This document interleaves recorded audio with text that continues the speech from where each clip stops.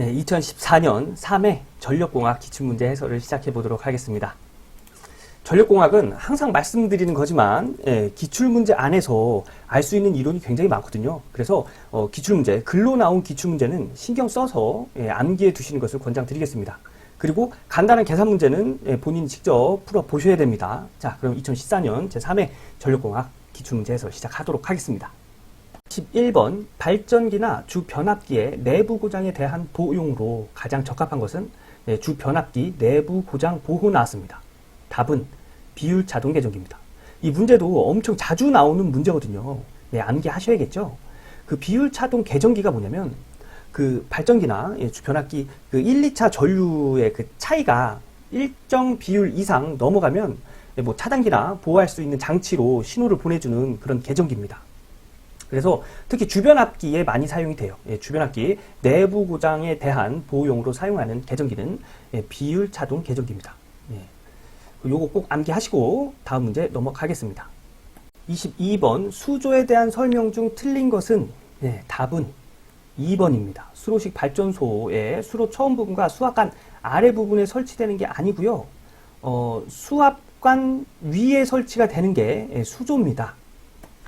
자, 발전소가 이렇게 있고요. 발전소로 이 수로를 통해서 물이 이렇게 내려오죠. 뭐 도수로라고도 하는데 이 수로를 통해서 이렇게 내려옵니다. 근데 이 발전소 전에 얘를 수압관, 수압철관이라고도 합니다. 수압관. 요 위에 여기 설치되는 애가 수조예요. 그래서 수압관 아래 부분이 아니고 수압관 위에 부분이 맞는 내용이죠. 그래서 수조에 대한 설명 중 틀린 것은 2번이 되겠습니다. 다음 문제 가겠습니다. 23번 송전 개통의 안정도 증진 방법으로 틀린 것은 답은 4번입니다. 원동기의 조속기 작동을 느리게 한다. 조속기가 속도를 조절하는 장치입니다. 그 작동을 느리게 하면 속도를 조절하는 데 문제가 있겠죠. 그래서 송전 개통 안정도 증진 방법에는 원동기의 조속기 작동을 빠르게 한다가 맞습니다. 그래서 4번이 답이 됩니다. 자, 다음 문제. 24번 차단기에서 고속도 재폐로의 목적은 이 고속도 재폐로가 뭐냐면 리클로저라고 그전에 기출문제에서 몇 번 나왔었죠. 그걸 얘기하는 겁니다. 리클로저 뭐죠? 이제 송전선로에 무슨 사고가 생겼을 때 그걸 감지해서 한번 딱 끊었다가 몇 초 있다 설정해 놓은 시간이 지난 후에 다시 연결을 시켜줍니다. 굉장히 짧은 시간이에요. 그리고 나서 고장이 계속 발생이 됐다 그러면 다시 끊어주고요. 또 되게 짧은 시간 안에 다시 붙여줍니다. 그러면서 이제 고장이 해소가 되면 계속 통전을 시키고요. 고장이 계속 유지가 된다 하면은 설정된 횟수, 거의 한 2에서 3회 정도 되는데 그 횟수가 지나고 나서 계속 고장을 감지하면 영구 차단, 완전 개방을 하는 그런 차단기를 고속도 재폐로라고 합니다. 리클로저라고도 하죠. 그래서 이 고속도 재폐로의 목적은 안정도 향상이겠죠. 그래서 24번은 1번입니다. 자, 다음 문제. 25번 저압 단상 3선식 배전 방식의 가장 큰 단점은 답은 2번입니다. 전압의 불평형이 쉽게 생기기가 쉽다. 이 문제도 문제에서 이론을 알아가는 그런 문제죠. 저압 단상 3선식 배전 방식의 단점은 전압의 불평형이 생기기 쉽다. 자, 다음 문제 가겠습니다. 26번 송전선로의 송전 특성이 아닌 것은 답은 3번입니다. 100km가 넘는 송전선로는 근사식 계산식을 사용한다. 아니죠. 분포 정수 회로를 사용합니다. 100km, 몇백 킬로, 100km 이상은 장거리로 들어가거든요. 그래서 장거리 때는 분포 정수 회로. 여기서 또 알아가는 건 또 이걸 알아갈 수 있겠죠. 단거리, 몇 킬로미터, 뭐 이 정도 단거리는 집중 정수 회로. 그리고 몇십 킬로. 요거는 이제 중거리로 보거든요. 이때는 T형 파이 회로로 취급한다는 거. 아무튼 뭐 그런 내용이 있는데 여기서 그냥 이것만 알고 가자고요. 이렇게 한 번에 외우면 좀 복잡해요. 그 다음에 헷갈릴 수도 있습니다. 그래서 이 문제에서는 100km가 넘는 송전선로는 분포 정수회로, 그리고 몇백 킬로, 100km는 장거리에 속한다는 거. 요것만 알고 가자고요. 그래서 26번의 답은 3번입니다. 장거리 송전선로에는 분포 정수회로를 사용한다는 거. 다음 문제 가겠습니다. 자, 27번 전선의 지지점의 높이가 15m, 이도가 2.7m, 경관이 300m일 때 전선의 지표상으로부터의 평균 높이는, 자, 이런 얘기입니다. 여기 지지점이 여기서부터, 얘가 지지물이에요. 지지물이 여기서부터 여기까지 300m고요. 여기서 전선을 이렇게 걸었는데 늘어진 정도 2도라고 했죠. 얘가 2.7m랍니다. 그러면 지표상 이 땅부터 이 전선의 평균 높이를 구하랍니다. 이거 수학이죠. 수학인데 공식이 있어요. 이거 자주 나오는 문제는 아닙니다. 그래서 전선의 평균 높이는 전선의 지지점의 높이 마이너스 2도의 3분의 2배 한 것을 빼면 전선의 평균 높이가 나옵니다. 그래서 지지점의 높이 15m고요. 2도가 2.7m. 그래서 여기 15 여기다 넣고 2도 여기다 이렇게 넣어서 15 마이너스 3분의 2 곱하기 2.7 하면 13.2m 나옵니다. 그래서 얘가 평균 높이가 되는 거예요. 이런 문제는 그렇게 많이 안 나오니까 그냥 가벼운 마음으로 한번 풀고 넘어가겠습니다. 답은 2번입니다. 다음 문제. 자, 28번. 저압 네트워크 배전 방식의 장점이 아닌 것은, 자, 저압 네트워크 배전 방식이 뭐냐면, 2대 이상의 변압기로, 이렇게 고압을 받았으면 이제 저압으로 이제 변성을 해줘야 되잖아요. 그래서 변압기를 이렇게 사용하는데, 2대 이상의 이렇게 변압기로 변성을 한 후에, 요 저압으로 배전시킬 때, 이 변압기 2차 측을 다 이렇게 연결시켜 놓는 방식이 저압 네트워크 배전 방식입니다. 이 방법이 장점이 굉장히 많아요. 이 방식이. 특히 신뢰도가 좋고 전력 손실이 감소가 됩니다. 그런데 제일 큰 단점이 뭐냐면 인축 사고의 접지 사고가 증가한다는 거예요. 그런데 여기는 인축의 접지 사고가 적어진다고 했죠. 그래서 얘가 틀린 겁니다. 답은 1번이에요. 그래서 이 문제도 자주 나오거든요. 그래서 저압 네트워크의 배전 방식의 장점이 아닌 것, 인축의 접지 사고가 적어진다. 이건 장점이 아니에요. 아예 틀린 내용입니다. 저압 네트워크 배전 방식에서는 인축의 접지 사고가 증가합니다. 그게 단점이에요. 요거 저압 네트워크 배전 방식에 관한 내용 알고서 다음 문제 넘어가겠습니다. 자, 29번. 송전선로에서 지락보호 개전기의 동작이 가장 확실한 접지 방식은 직접 접지식입니다. 이렇게 중성점 접지를 이렇게 하잖아요. 그죠? 이렇게 직접 접지하는 방식이 한 선이 지락이 났을 때 그 흐르는 지락 전류가 가장 크기 때문에 개전기도 이렇게 감지를 잘 하겠죠. 그래서 보호 개전기 동작이 확실합니다. 그런데 여기 저항 접지식이나 소호 리액터, 리액터 접지식은 요 중간에 뭐 저항을 달거나 뭐 리액터를 다는 그런 방식이라 지락 전류 값이 직접 접지식보다 작아요. 그래서 보호 개전기 동작이 가장 확실한 건 직접 접지식입니다. 왜냐? 지락 전류가 매우 크기 때문에. 자, 다음 문제 가겠습니다.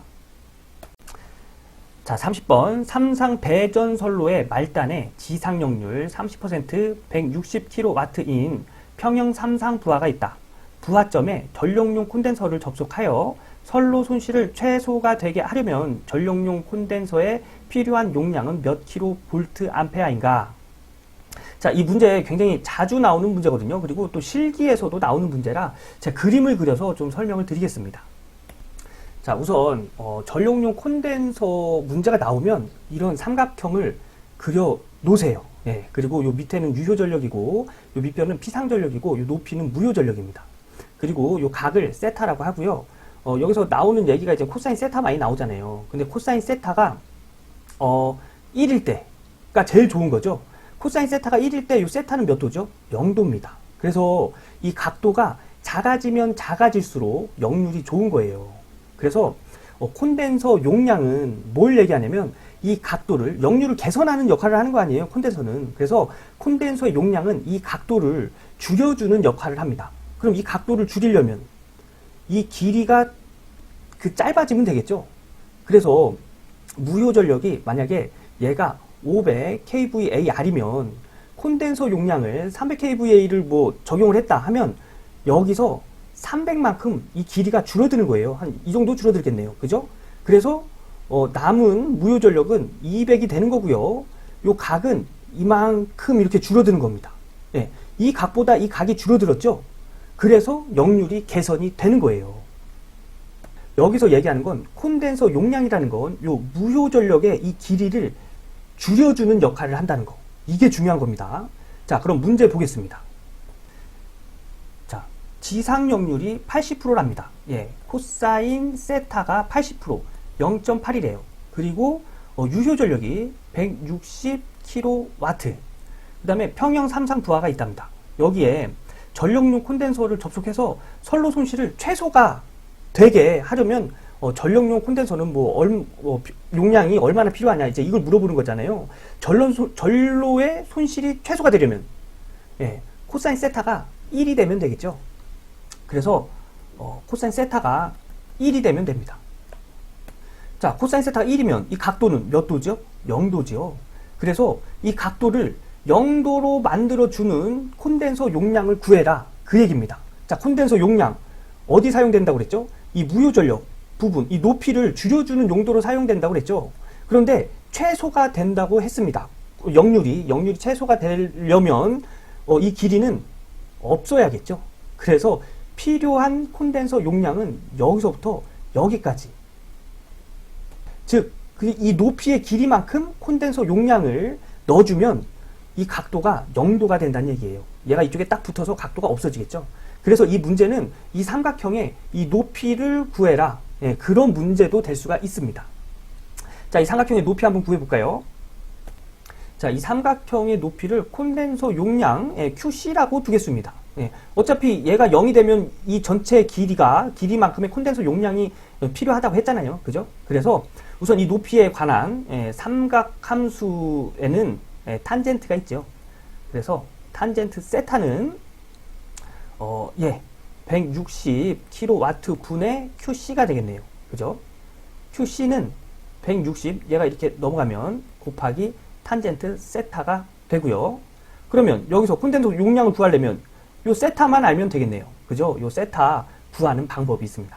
자, 요 코사인 세타가 0.8이잖아요. 이 0.8일 때 여기가 이 각도를 구하면 되겠죠.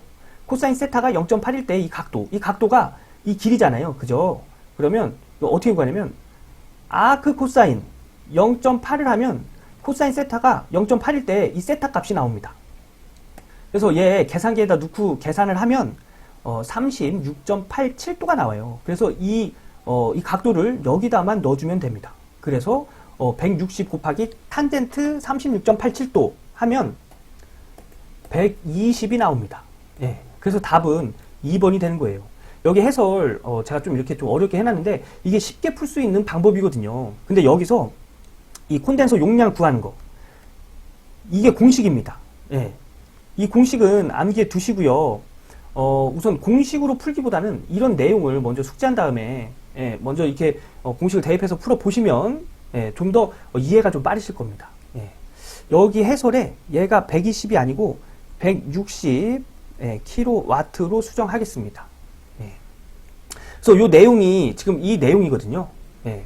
그래서 요 내용 한번 읽어보시고 이거대로 한번 풀어보시고요. 제가 푼 방식대로 한번 해결을 한번 해보세요. 예, 이 내용은 실기에서도 자주 나오는 내용이니까 여러분 꼭 이해를 하시고 가셔야 됩니다. 예, 이 내용 공부하시면서 이해가 안 되는 부분은 네이버 카페 전치모에 올려주세요. 그럼 제가 다시 한번 설명드리도록 하겠습니다. 예, 30번은 여기까지 풀고요. 다음 문제 넘어가겠습니다. 자, 31번 중거리 송전선로 T형 회로에서의 송전단 전류 IS는, 예, 답은 1번입니다. 우선 이거 A, B, C, D 4단자 정수 가지고 해결을 하는 문제인데요. A, B, C, D 4단자 정수 파라미터, 예, 행렬로 나타내면 이렇게 나타낼 수 있습니다.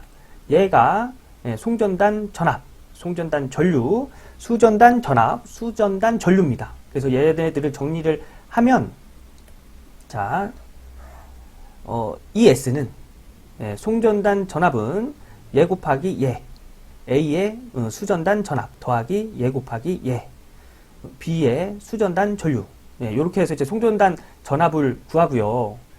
송전단 전류는 이렇게 구합니다. 예, C 곱하기 ER, 예, 수전단 전압, D 곱하기 IR, 예, 수전단 전류, 예, 요렇게 구합니다. 근데 문제에서 물어본 건 IS를 물어봤죠. IS. 그래서 T형 회로에서의 C 곱하기, 예, 수전단 전압, D 곱하기 수전단 전류를 구하라는 문제인데, 그러면 T형 회로의 A, B, C, D를 알아야겠죠. 예. 그래서 요거는 암기하고 가자고요. 이게 T형 회로가 이렇게 돼 있고요. 임피던스 값과 어드미턴스 값이 이렇게 들어간다고 그냥 알고만 있을게요. 요것도 설명하면 굉장히 복잡해지거든요. 예. 그래서 우선 A, B, C, D가 요렇게 계산이 된다는 거 요거 암기하고 가는 겁니다. 예, T형 회로에서의 임피던스가 이렇게 돼 있고 병렬로 어드미턴스가 이렇게 돼 있을 때 A, B, C, D 단자는 이렇게 된다는 거. 예. 이게 왜 T형이냐면 이렇게 T자로 생겨서 T형이에요. 그래서 그 송전단 전류는 YER. 요 Y가 C죠. 예, CER에서 요 C가 Y이기 때문에 Y가 들어간 거고요. 그 다음에 얘가 D지요. 예. 그래서 D가 얘기 때문에 얘가 이렇게 들어간 겁니다. 그래서 답이 이렇게 나오는 건데 여러분 요거 암기하고 가자고요. 제가 요거보다 좀 쉬운 문제, T형 회로에서의 A, B, C, D 구하는 그런 좀 쉬운 문제 나오면 그때 가서 이게 어떻게 해서 A, B, C, D가 이렇게 나왔는지 설명을 드리겠습니다. 예. 자, 그러면 답은 1번인가요? 예, 답은 1번이죠. 네. 그래서 답은 1번으로 하고 다음 문제 넘어가도록 하겠습니다. 자, 32번 부하 설비 용량이 60kW, 부등률이 1.2, 수용률이 60%일 때의 합성 최대 전력은 몇 kW인가? 자, 합성 최대 전력은 부등률 분의 부하 설비 용량 곱하기 수용률로 구할 수가 있습니다. 그래서 문제에서 부하 설비 용량 줬죠. 여기다 600 넣고 수용률이 60%이기 때문에 0.6, 부등률이 1.2이기 때문에 이렇게 넣어줘서 계산기에다 계산을 하면 300kW가 되는 걸 알 수 있습니다. 그래서 답은 2번인데, 자, 이 문제에서 보면은 합성 최대 수용 전력과 요 부등률과 자리 바꿔도 되지요. 그러면 부등률 공식 뭐죠? 합성 최대 수용 전력 분의 각 부하의 최대 전력이잖아요. 그죠? 예. 그래서 얘가 그 부하의 최대 전력이 되는 거죠. 예, 부등률이 합성 최대 수용 전력 분의 각각의 최대 전력의 합. 그죠? 예. 그래서 부하 설비 용량 곱하기 수용률이 얘가 최대 전력이 되는 겁니다. 예. 그런 것도 알 수 있겠죠? 예. 자, 그래서 32번은 이런 식의 2에서 300kW가 나온다는 거. 여러분, 그렇다고 해서 요거 지금 부등률 막 책에서 찾아보고, 수용률 막 책에서 찾아보고, 부하율 막 책에서 찾아보고 그럴 필요 없습니다. 그냥 합성 최대 수용 전력은 부등률 분의 부하 설비 용량 곱하기 수용률이구나. 그냥 요것만 알고 가시면 돼요. 지금 굳이 부등률, 수용률, 부하율 이거 찾아보실 필요 없어요. 예. 자, 그러면 32번은 이렇게 풀고 답은 2번입니다. 다음 문제 가도록 하겠습니다. 33번 가공 전선로의 경간 200m, 전선 자체의 무게가 2kg/m, 인장 하중이 500kg, 안전율이 2인 경우 전선의 이도는 몇 m인가? 이도는 8 곱하기 수평 장력 분의 전선의 중량 곱하기 경간의 제곱으로 이렇게 계산이 됩니다. 그런데 문제 보면은 경간 주고 전선 자체 무게, 요거 전선의 중량 주고 인장 하중까지 줬는데 안전율까지 줬죠. 그런데 수평 장력은 안 줬죠. 수평 장력은 인장 하중에 안전율을 나눠서 구할 수가 있습니다. 그래서 인장 하중 500kg, 안전율 2 해서 수평 장력은 2500kg이 되는 거예요. 자, 그러면 우리가 식을 해결하기 위해서 사용할 공식 알아냈죠. 그리고 여기서 문제에서 주지 않은 수평 장력도 알아냈습니다. 그럼 문제에서 준 단서를 이 공식에다 이렇게 넣어가지고 계산을 하면 답을 찾을 수 있겠죠. 그래서 8 곱하기 수평 장력 2500분의 전선의 중량 2kg/m라고 했죠. 그래서 2 곱하기 전선의 경간, 가공전선로의 경간의 제곱, 그래서 200의 제곱하면 이도는 4m가 되는 걸 알 수 있습니다. 그래서 33번의 답은 4m, 2번이 되겠네요. 자, 다음 문제 가겠습니다. 34번 한 대의 주상 변압기에 부하 1과 부하 2가 병렬로 접속되어 있을 경우 주상 변압기에 걸리는 피상전력은 부하 1은 유효전력 P1, 역률은 코사인 세타 1, 부하 2는 유효전력 P2, 역률이 코사인 세타 2랍니다. 요것도 그림을 그려서 좀 설명을 드리도록 하겠습니다. 자, 변압기에 이렇게 부하 두 개가 걸려 있는데, 이 부하가, 하나는, 세타가, 역률이 코사인 세타 1이고, 유효 전력이 P1이랍니다. 좀 전에 콘덴서 용량 공부할 때, 이런 식으로 삼각형 그려진다고 했죠? 얘가 유효 전력이고, 얘가 피상 전력입니다. 그래서, 이렇게 걸려 있고, 두 번째 부하는 유효 전력이 P2고, 코사인 세타에서 세타 2가 이렇게 된답니다. 이때 피상 전력은 PA2가 되겠죠. 그래서 문제에서 물어보는 게 PA1 이 부하의 피상 전력 더하기 PA2는 얼마가 되냐 이걸 물어보는 거예요. 근데 요 PA 요 빗변의 길이죠. 요거 구하려면 어떻게 구하죠? 피타고라스 정리해서 루트 이거 제곱 더하기 얘 제곱 P1 제곱 더하기 얘를 X라고 둘게요. X 제곱해야 PA1이 되겠죠. 그죠? 근데 요 X 어떻게 구하죠? 탄젠트 세타는 밑변분의 높이 X죠. 요 X는 X로 기준을 해서 식을 정리해 보면 얘가 이렇게 넘어가면 P1의 탄젠트 세타 1이 되겠죠. 그래서 여기에는 P1 탄젠트 세타 1의 제곱이 들어가도 되죠.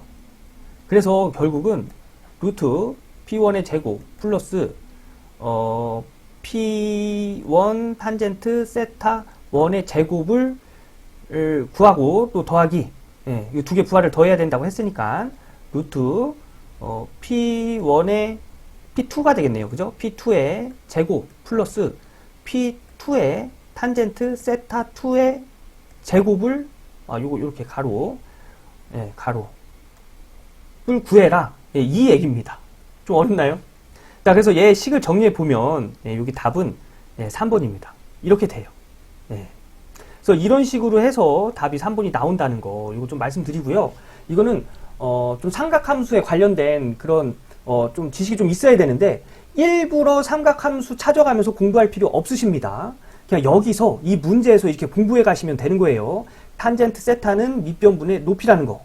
그래서 이 높이를 구할 때는 요 밑변을 이항해줘서 그죠? 나눠준 형태이기 때문에 넘겨줘서 곱해주면 이 길이를 알 수 있다는 거. 그렇게 공부하시면 됩니다. 그래서 34번은 답이 3번이 되는 거예요. 이 문제도 여러분 천천히 생각해가면서 한번 진행을 한번 해보세요. 혼자서요. 한번 해보시고 이해가 안 된다 싶으면 네이버 카페 전치모에 올려주십시오. 그럼 제가 다시 또 설명을 드리도록 하겠습니다.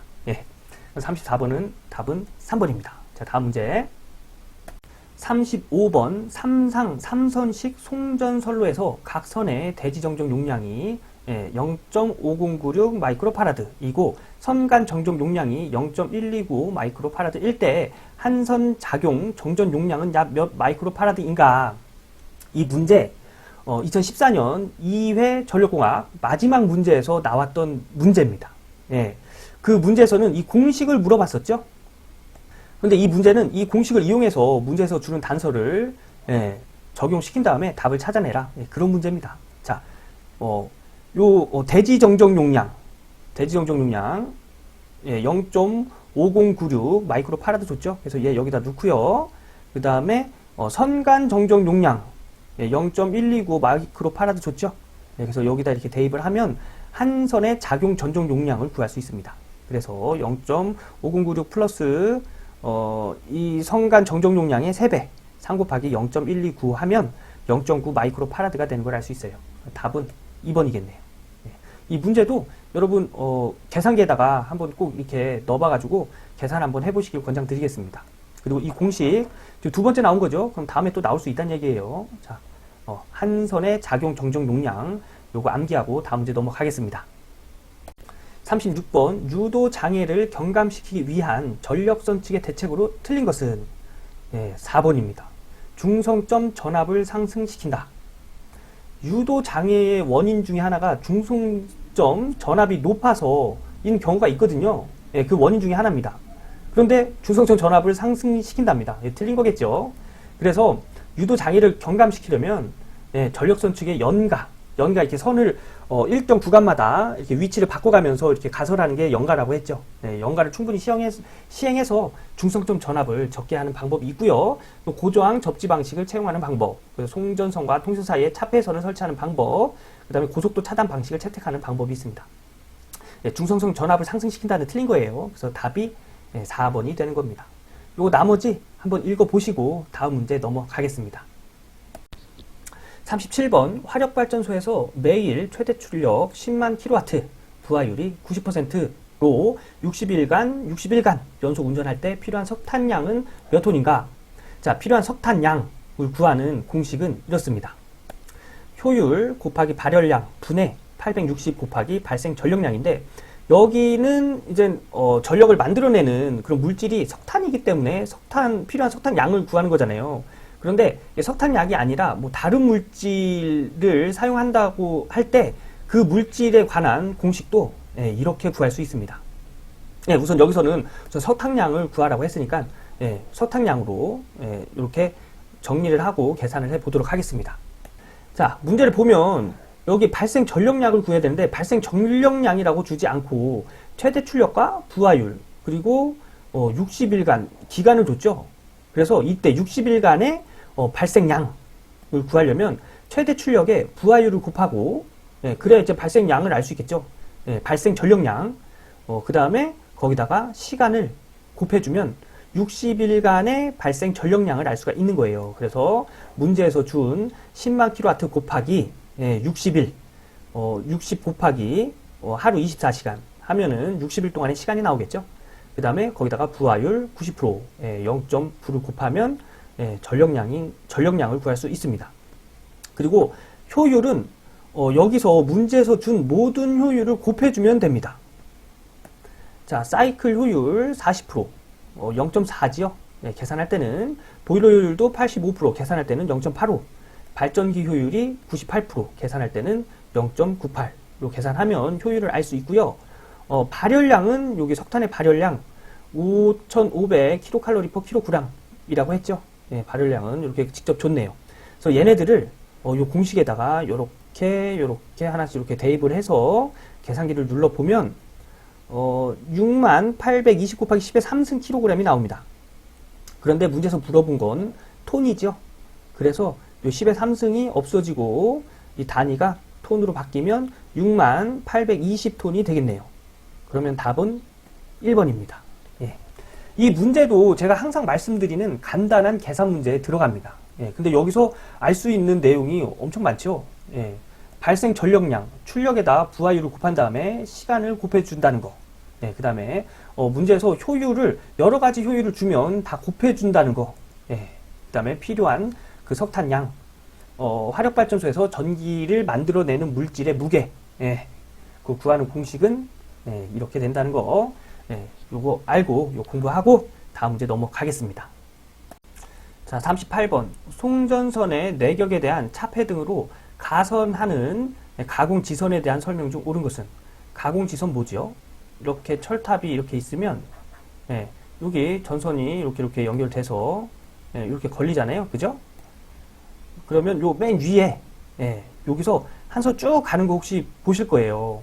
보실 수 있으실 겁니다. 철탑 보면. 철탑이나 아니면은 뭐 전주에도 있고요. 그래서 이 차폐각이 뭐냐면 얘를 기준으로 해서 이 전선의 각도, 이 각도를 차폐각이라고 합니다.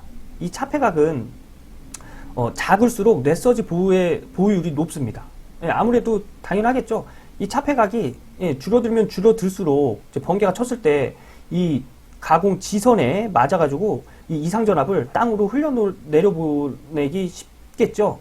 그런데 얘가 이 각도가 넓으면 넓을수록 크면 클수록 이 가공 지선에 멀리 떨어질 거 아니에요. 그러면 낙뢰가 치더라도 요 전력선에 이렇게 맞을 확률이 큽니다.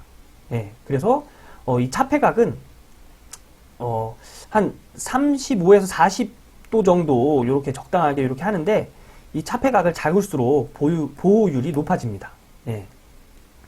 그래서 문제를 보면 차폐각은 보통 15도에서 30도가 아니라 35도에서 40도라고 말씀드렸죠. 그리고 차폐각이 클수록 벼락에 대한 차폐 효과가 크다. 차폐각이 크다는 건 이 각도가 커지면서 차폐각 그 가공지선에서 멀어진다고 했어요. 그래서 얘도 아니고요.